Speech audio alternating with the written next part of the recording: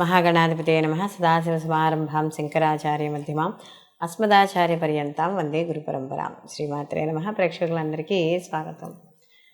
మనకి కొత్త సంవత్సరంలో మనకి ఇంచుమించు సంవత్సరం మొదలైన 4 రోజులకి ఈ రవి మార్పు అనేది కనపడుతోంది మనకి. అంటే ఏప్రిల్ 13వ తారీఖున రవి గ్రహము ఇక్కడ మేషరాశిలోకి సంచారం, అంటే ఆయన ఉచ్చ స్థితిలోకి సంచారం చేయడం అనేది జరుగుతుంది. అయితే రవి ఎప్పుడైతే తన ఉచ్చక్షేత్రంలోకి వెళతాడో ప్రతి గ్రహము కూడా అక్కడ మనకి మార్పు చెందినప్పుడు కొన్ని శుభ ఫలితాలు, కొన్ని అశుభ ఫలితాలు ప్రతి రాశికి ఉండడం అనేది జరుగుతుంది. అయితే ఇప్పుడు 12 రాశుల వారికి ఈ యొక్క రవి గ్రహ మార్పు వల్ల శుభాశుభ ఫలితాలు ఏ విధంగా ఉంటాయి అనే విషయాన్ని తెలుసుకుందాం. అలాగే ఈ 12 రాశుల వారికి కూడా ఎటువంటి ఏవైనా అంటే వాళ్ళకు ఉండే దోషాలను అనుసరించి వాళ్ళు ఎటువంటి రెమెడీస్ని పాటించడం ద్వారా వాళ్ళకి అనుకూలమైన ఫలితాలను పొందుతారు. ఇలాంటివన్నీ కూడా మనం ఇప్పుడు ఈ వీడియోలో తెలుసుకుందాం. మీనరాశి వారికి కానీ చూసుకున్నప్పుడు ఇక్కడ వీళ్ళకి షష్టమాధిపతి అయిన రవి వీళ్ళకి ద్వితీయ స్థానంలో సంచారం చేయడం జరుగుతుంది, అందులో ఉచ్చ స్థానంలో. ఎందుకంటే ధనపరంగా వీళ్ళకి పెద్దగా ఇబ్బంది లేకపోయినా కూడా, ఎందుకంటే ద్వితీయ స్థానంలో ఉచ్చపంది ఉంది, అక్కడ షష్టమాధిపతి ఉచ్చపంది ఉన్నాడు. అయితే కొంత ఇబ్బందికరమైనా కూడా ఉచ్చ స్థానంలో ఉండడం వల్ల కొంత ఊరట లభించడం అని, అంటే సామాన్యంగా ఉంటుంది, ప్రత్యేకంగా మరీ విపరీతమైన నష్టాలు కాకుండా కాస్త సామాన్యంగా ఉండడం అనేది జరుగుతుంది. అయితే కాస్త కొత్తగా ఎవరైనా స్నేహితులు పరిచయం అవుతున్నా వాళ్ళ విషయాల్లో కాస్త జాగ్రత్త వహించండి. కాస్త ఆనుపాను చూసుకుంటూ ఉండాలి.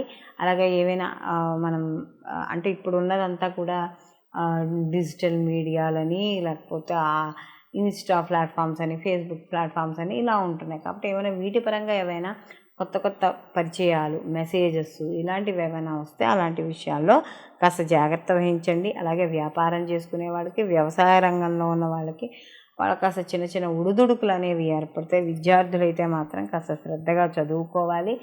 సొంత వ్యాపారాలు, చేతి వృత్తుల వ్యాపారాలు చేసే వాళ్ళకి మాత్రం అంత పెద్ద లాభాలు అనేవి వీళ్ళు పొందడానికి ఏమీ ఉండదు. కాస్త మైగ్రేను అలాంటివి ఉన్న వాళ్ళు కాస్త కొంచెం జాగ్రత్త వహించుకోవాలి.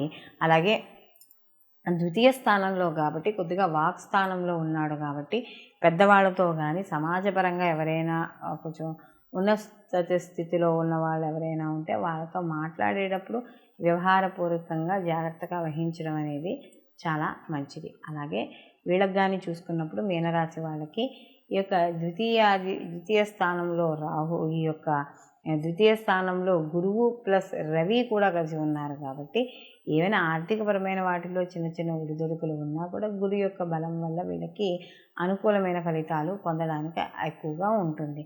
మొత్తం మీద ఈ రవి యొక్క అనుగ్రహం మీనరాశి వాళ్ళు పొందడానికి వీళ్ళు ప్రతిరోజు కూడా సూర్య భగవానుడికి అర్ఘ్యాలు ఇవ్వడం, సూర్యారాధన చేసుకోవడం, సూర్యోదయానికి పూర్వమే లేచి స్నానము చేసి సూర్యుడి ఎదురుగుండా నిలబడి సూర్యాష్టకాన్ని చదువుకోవడం, లేదా సూర్యనామాలు చదువుకోవడం, ఏదైనా సరే ఒక 5 నిమిషాలైనా సరే, టైం సరిపోకపోయినా సూర్యారాధన చేయడం ద్వారా మరిన్ని మంచి ఫలితాలు పొందడం అనేది జరుగుతుంది. అయితే మనం ఇప్పుడు 12 రాశుల్లో మనకి ఏ రాశికి ఆ రాశి గురించి, రవి యొక్క మార్పు గురించి చెప్పుకున్నాం. మారడం వల్ల అసలు సహజంగా రవి ఆత్మకారకుడుగాను, అలాగే రవి గ్రహాల్లో కల్లా రాజుగాను చెప్పడం అనేది జరుగుతుంది. రవి సహజంగా ప్రభుత్వ ఉద్యోగస్తులకి ప్రభుత్వ పరంగాను, న్యాయపరంగాను, అలాగే ఎవరైతే ఈ ప్రభుత్వ రంగాల్లో పనిచేసే ఉన్నత అధికారులు, రాజకీయ పరంగాను, ఇలా అన్నింటికీ కూడా ఈ యొక్క మనకి రవి కారకుడు. ఎందుకంటే రవి అనేటప్పటికీ రాజు అంటే ఏమిటి? దర్పం. తన యొక్క అంటే ఒక దర్పంగా మాట్లాడడం, ఒక అధికారికంగా మాట్లాడడం, ఇలాంటివన్నింటికి కూడా రవి కారకుడిగా చెప్తాం. అందులో రవి ఇప్పుడు మనకి ఉచ్చస్థితిలోకి వెళ్ళాడు. అంటే రవి ఎప్పుడైనా ఉచ్చస్థితిలో ఉన్నప్పుడు, అదే ఉచ్చస్థితిలో మనకి జన్మజాతకంలో కూడా రవి ఉచ్చలోనే ఉన్నాడు అని అనుకున్నప్పుడు ఎలా ఉంటుంది అంటే, ఎక్కువగా ప్రభుత్వ రంగాల్లో వీళ్ళు రాణించడం అనేది జరుగుతుంది. అంటే ప్రభుత్వపరమైన ఉద్యోగాలు ఎక్కువగా చేయడం, అంటే జాతకంలో కూడా రవి ఉచ్చులో ఉండి ఆ లగ్నానికి యోగకారకమై ఉండి లేదా ఆ లగ్నానికి మిత్రుడై ఉండి కాస్త ఉన్న స్థితి బాగున్నప్పుడు ఖచ్చితంగా ఆ యొక్క ప్రభుత్వ రంగానికి సంబంధించిన ఉద్యోగాల్లో కానీ రాజకీయ పదవుల్లో కానీ వాళ్ళు ఉండడం అనేది జరుగుతుంది. అంటే రాజకీయ పరంగా కూడా వాళ్ళకి పేరు ప్రతిష్టలు ఎక్కువగా ఉండడం అనేది జరుగుతుంది.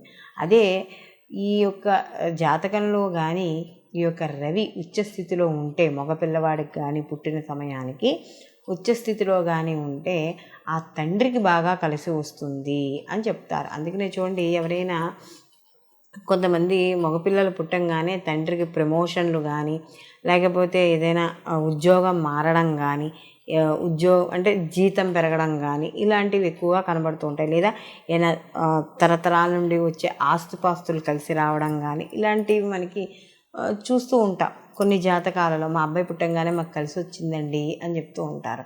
కాబట్టి ఇలాంటి వాళ్ళందరూ ఏమిటంటే ఆ యొక్క రవి ఉచ్చ స్థితిలో ఉండంగా పుట్టిన బిడ్డలు ఎవరైతే ఉన్నారో వాళ్ళ తండ్రికి బాగా కలిసి రావడం అనేది జరుగుతుంది. అలాగే ఆడపిల్లలైతే, అంటే ఒకవేళ ఆడపిల్లలకు కానీ రవి ఉచ్చులో ఉన్నాడు అనుకోండి, వాళ్ళకు కూడా ప్రభుత్వ పరంగా కానీ లేదా గవర్నమెంట్ అండర్టేకింగ్ ప్రకారంగా ఉన్నవి కానీ లేదా గవర్నమెంట్లో ఉద్యోగం చేస్తే ఎంత సెక్యూరిటీగా ఉంటుందో అంత సెక్యూరిటీ ఉండడం, ప్రతి విషయంలోనూ క్లియర్గా ఉండడం, ఒక ముక్కు సూటి మనిషిగా ఉండడం, అంటే అబద్ధాలు ఆడకపోవడం, అధర్మంగా ఉండకపోవడం, ఇలాంటివన్నీ కూడా ఆడపిల్లలో ఉండడం అనేది జరుగుతుంది. అలాగే ఈ రకంగా రవి కానీ ఉచ్చస్థితిలో ఉంటే వాళ్ళకి వివాహం అయిన తర్వాత భర్తకి కలిసి రావడం అనేది ఎక్కువగా జరుగుతుంది. అంటే ఇటు తండ్రి కన్నా భర్తకి ఎక్కువగా కలిసి రావడం అనేది జరుగుతుంది. అందుకనే కొంతమంది ఆడపిల్లలు పెళ్ళి వెళ్ళిపోయిన తర్వాత వెంటనే భర్తకి కలిసి రావడం,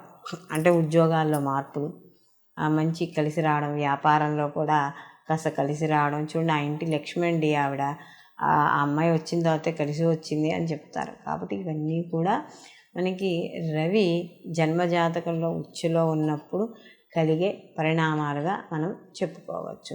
కాబట్టి ఈ విధంగా రవి ఉచ్చస్థితిలో ఉండడం వల్ల మనకి ఇంతకు ముందర ఏ రాశికి ఆ రాశి అయితే ఏవైతే చెప్పుకున్నామో అటువంటి ఫలితాలు గోచార ఫలితంగాను, ఇప్పుడు మనం చెప్పుకునేది జన్మజాతక ప్రకారం రవి ఉచ్చులో ఉండడం వల్ల ఈ యొక్క ప్రభుత్వ రంగానికి, రాజకీయ రంగాల వారికి, అధికారులకి, అధ్యాపకులకి, వీళ్ళందరికీ కూడా కాస్త అనుకూలంగా ఉండడం అనేది జరుగుతుంది.